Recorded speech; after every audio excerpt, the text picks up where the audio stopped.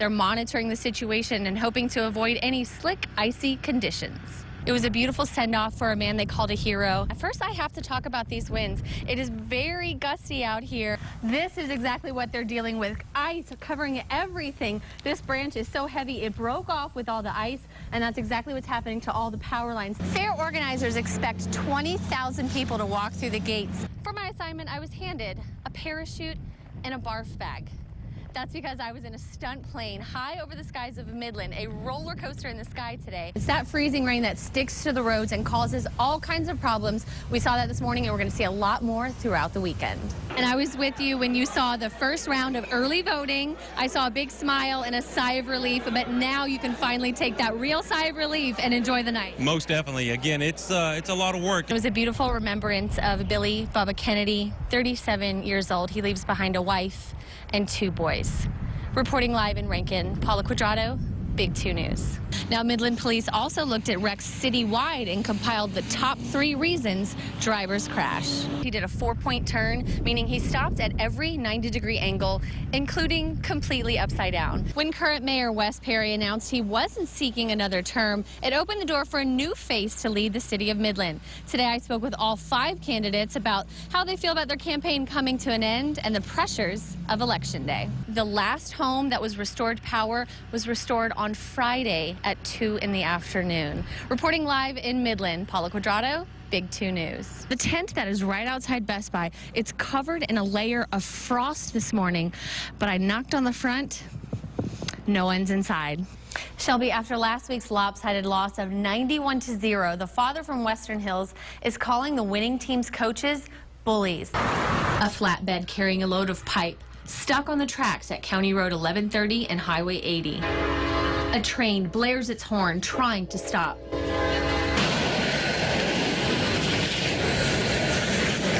From both sides, there's pipe flying everywhere. Exclusive video from the other side of the tracks. No, shows the driver very close to the truck with no way to avoid the inevitable. Bam! Holy smokes! Now, the driver tells me his load got stuck over a crossing before the train came. He was able to get out, but the train couldn't stop before it pushed his load nearly half a mile away.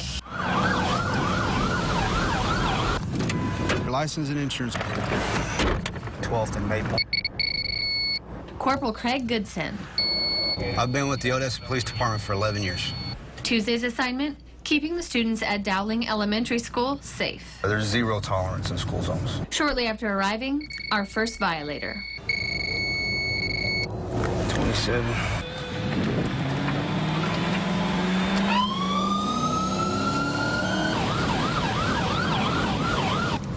525 headquarters going to be on traffic, Maple and 10th Street. Well, Corporal Goodson with the police department, see your license and insurance, please. Time to gear up. A parachute. There's a first.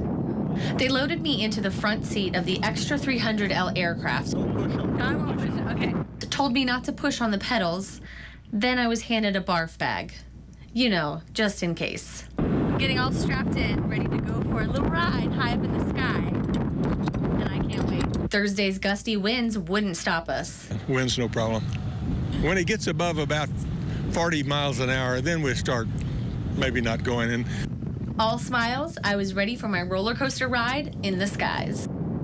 While I don't have my flight on camera, Jan did take me for this, a 4-point roll, stopping every 90 degrees, including upside down. Also a 16-point roll, and plenty more flips, dives, and rolls. I just got back from my trip, and it was a ride of a lifetime, a one-way flight above the skies of Midland. We were going 200 miles an hour at times. We were 3,000 feet above the ground, and we pulled 5 Gs. Shelby, for the first time, you now need to show an approved photo ID before you can vote in the state of Texas. Today, I spoke to the Ector County Elections Department to find out what exactly you need before you go to the polls. Casting your vote, the centerpiece of a democracy. But this year, before you complete your ballot, you'll be carded, asked to show an approved government-issued photo ID. The purpose, to combat voter fraud. The Big Brothers Big Sisters organizations matches children with adult mentors. Right now, there's a shortage of volunteers, leaving nearly 100 kids in Midland without a mentor. The organization says it's a trickle-down effect from our booming economy. Everyone is so busy, but it's the kids who are missing out. Chase Wallace started 7th grade this week. He has a lot of hopes, interests, and hobbies. Video games, the Cowboys, science. I want to be in the Air Force, space. I have pet scorpions. But Chase also has a good grasp on how hard it is to grow up. The rest of my brothers aren't a good influence, and I want a role model.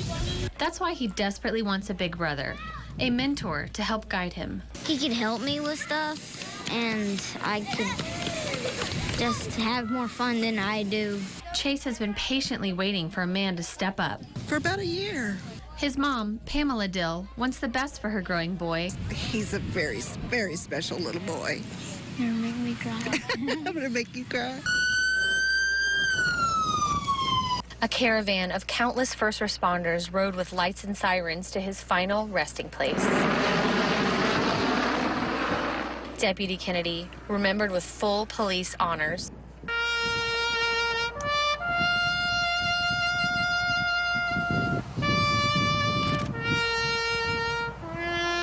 Including a rifle salute. Ready. Hey. Ho. The stars and stripes, precisely folded, Sheriff Dan Brown humbly presented the U.S. flag to Deputy Kennedy's wife, Jody, his bride of 17 years.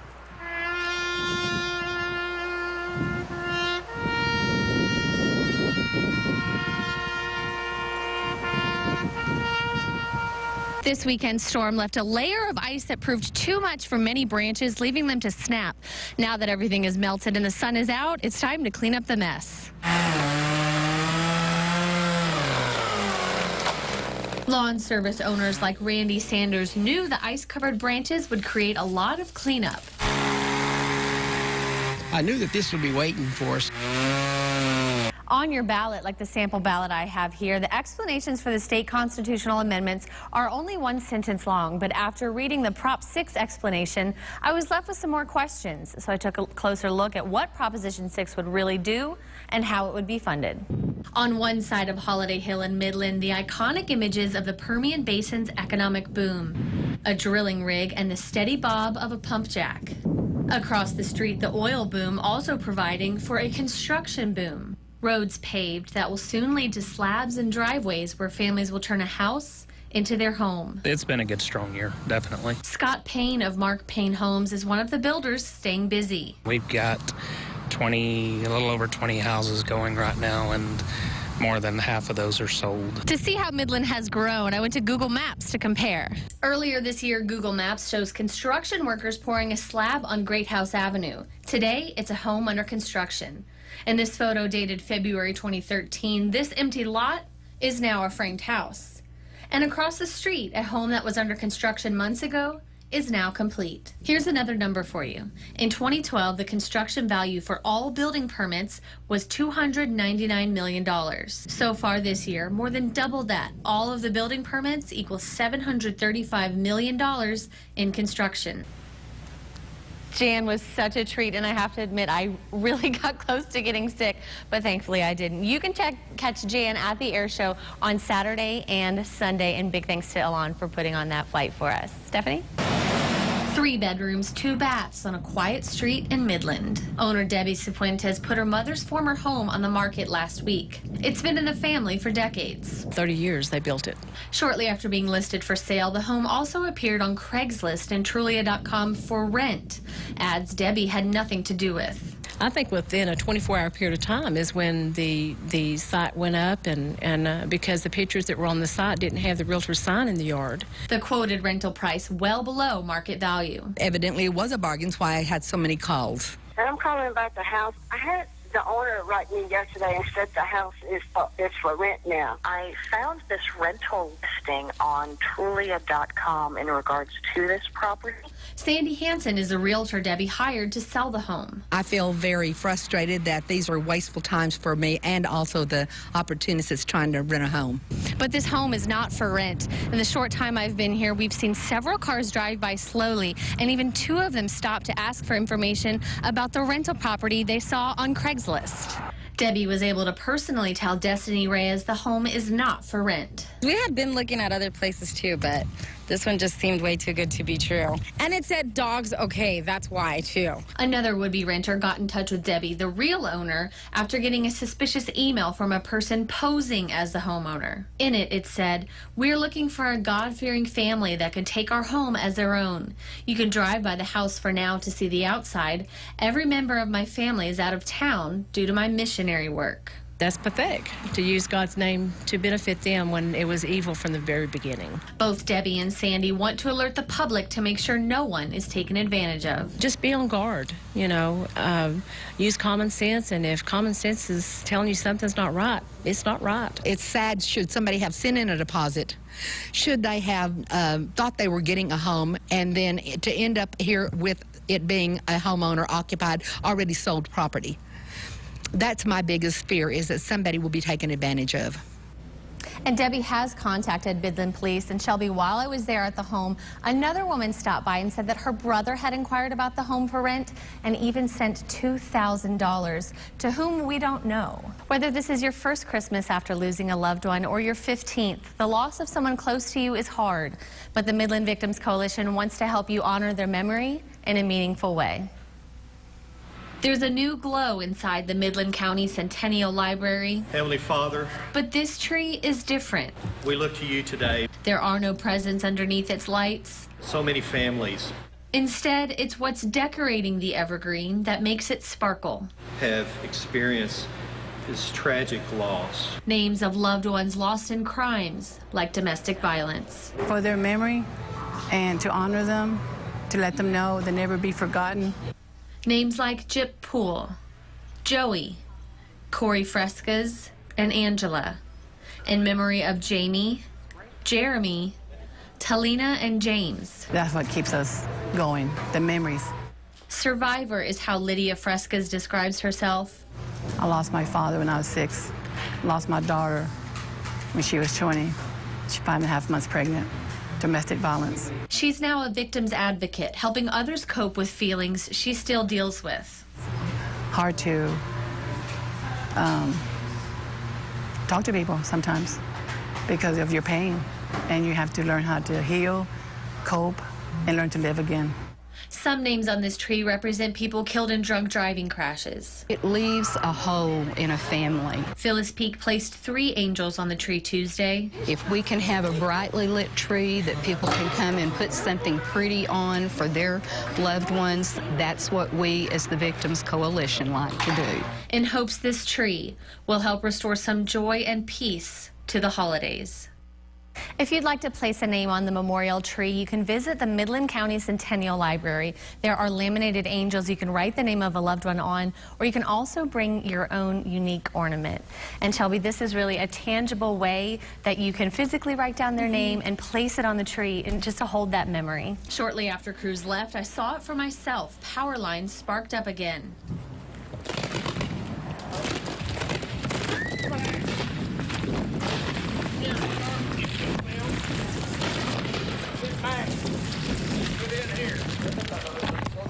We were standing over there. I was standing there with you, and it sparked up again, and we all took off running. NWS meteorologist Melissa Huffman is ready to launch the first weather balloon of the day. This is our temperature sensor. She introduces me to a radiosonde, the instrument that's about to take flight into the atmosphere. It measures temperature, humidity, and pressure while a GPS tracks its location.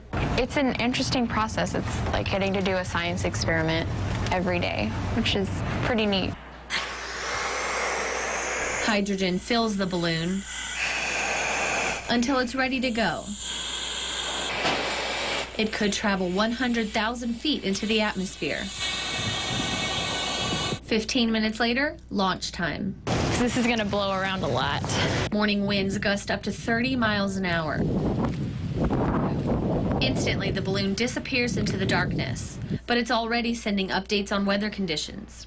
So you can see we've got quite the layer of warm air off of the surface. The data draws what's called a sounding. The sounding that we see here is really just a picture of what's going on with the atmosphere. So we can see how the temperature is changing, how much moisture is in the atmosphere, and what's going on with the winds. By 8 a.m., the freezing rain is here, covering nearly everything in a shell of ice. And conditions are changing quickly. Moderate freezing rain now. Back at the Weather Service, meteorologist Rick Lujan analyzes computer models and current conditions. It looks like maybe we'll get a break maybe around noon. He also ventures outside to compare the computer data to what's really happening. Now look at all that sleet. Oh, man. That's not good. The road's already ice here. And it's just 9 a.m. with a long day of wintry weather and forecasting ahead. Paula Cuadrado, Big 2 News. At today's luncheon, there were a lot of hugs, tears, and even some laughter as these soldiers and their wives reunite and remember those lost. A hero's escort for the show of support heroes and their wives. An event meant for healing and reuniting after last year's event ended tragically and abruptly. I'm so sorry. Show of Support founder Terry Johnson tells me he's proud to have these men and women back in Midland. It's been a long, hard year for all of us. Today, I knew it would be the hardest one. This group, bonded by tragedy, linked for life.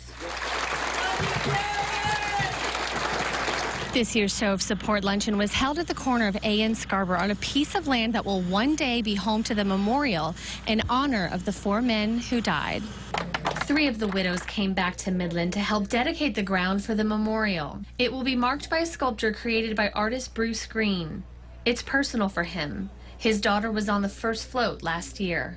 I'm aware that I have the freedom to be an artist and to walk through life like I do because of you. It's also personal for the son of fallen Army Sergeant Joshua Michael. The teen helped unveil the bronze statue for the memorial. He's a lot like his dad. 15-year-old Ryan Michael will go on this year's hunt in his dad's place. Having all these guys around, it's, you know, it's just, it's a good feeling. It makes me feel safe. I'm glad that they'll accept me on that hunt. Being among this group this afternoon, you could really feel the respect and honor they had for each other and the 4 men who died last year. The group is now on their way to the Horseshoe for the banquet that didn't happen last year. I'll be there and I'll bring you a full report tonight on Big 2 News at 10. Paula Cuadrado, Big 2 News. The widows of those lost were honored. The bride of Gary Stauffer presented with his rifle.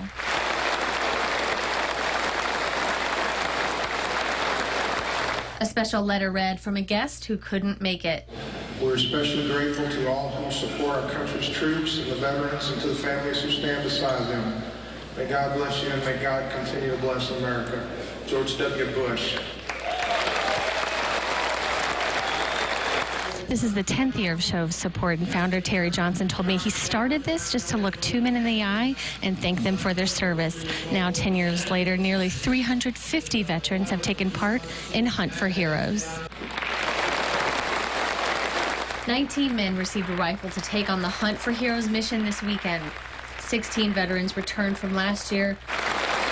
2 veterans new to Show of Support were hurt in the Fort Hood shooting. The 19th man going on the hunt, the 15-year-old son of fallen Army Sergeant Joshua Michael.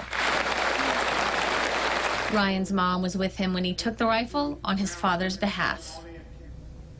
It was truly an emotional evening that honored all military service members. 2 veterans who went on the very first Hunt for Heroes mission 10 years ago were also in attendance. Paula Cuadrado, Big 2 News.